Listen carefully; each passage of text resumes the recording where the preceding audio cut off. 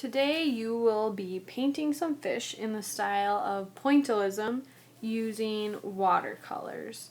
So you will start by drawing out your fish with a pencil, going over those lines in black Sharpie, and then you will begin to practice mixing colors using small points of watercolors. You will have a practice sheet, and then you will use what you practice and put that onto your fish.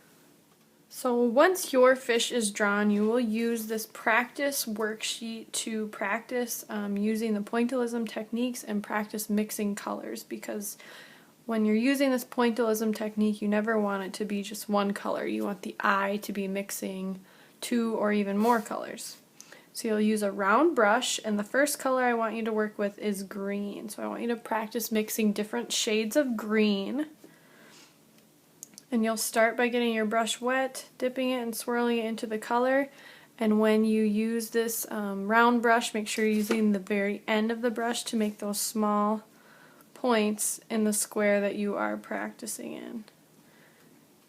And the closer together your points or dots are, the darker the shade. The further apart your dots are, the lighter the shade.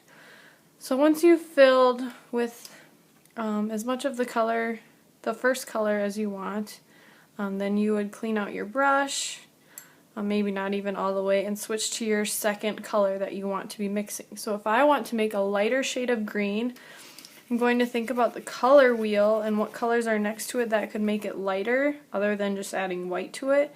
So I'm going to choose a yellow and start to make small points of yellow all around and next to my green, and some of them might even start to overlap. And I did not clean off my brush completely, and that's almost okay because now I kind of have a yellow-green that is mixing with my darker green.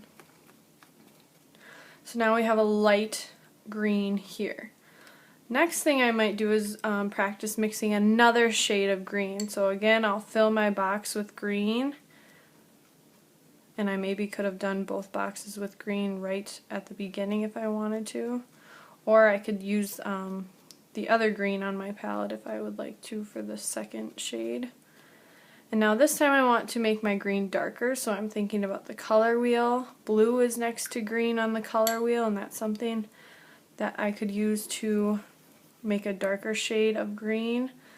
And this could also go on a shadow part of my seaweed or a darker part of my fish if some part of my fish is green. So now I'm just putting these blue dots next to the green dots that I made to make a darker shade of green.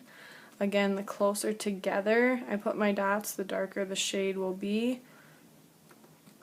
And the colors kind of start to mix when they're both wet at once. Now that I have practiced my two different shades of green, I will then go back to my fish drawing and use what I practiced to fill anything in that is going to be green. So I'm using the point of my brush and filling in my green seaweed with my main color of green. Just doing very light touches to make these small dots. And notice how I haven't had to refill my paintbrush this whole time going down.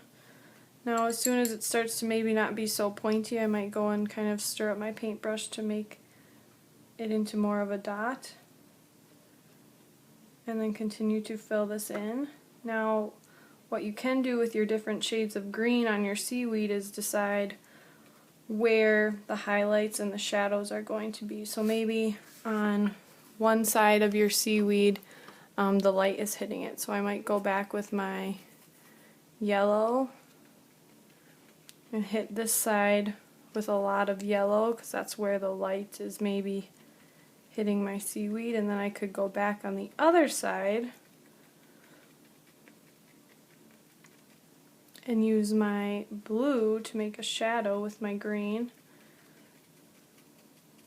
Using what we know about the color wheel and tints and shades, I could use that blue on the other side to make a shadow. So now that I've done the right side with my light shade of green, I will grab my blue that I practiced with to make my darker shade of green, and the opposite side will have that dark green shadow where I'm mixing the blue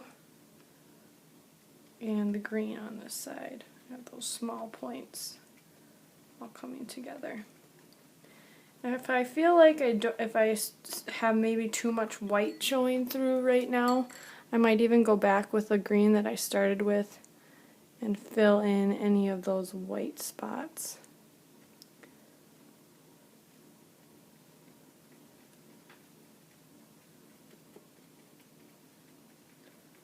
And kind of bring it all together by using that green one more time. So it's slowly changing from dark green to light green.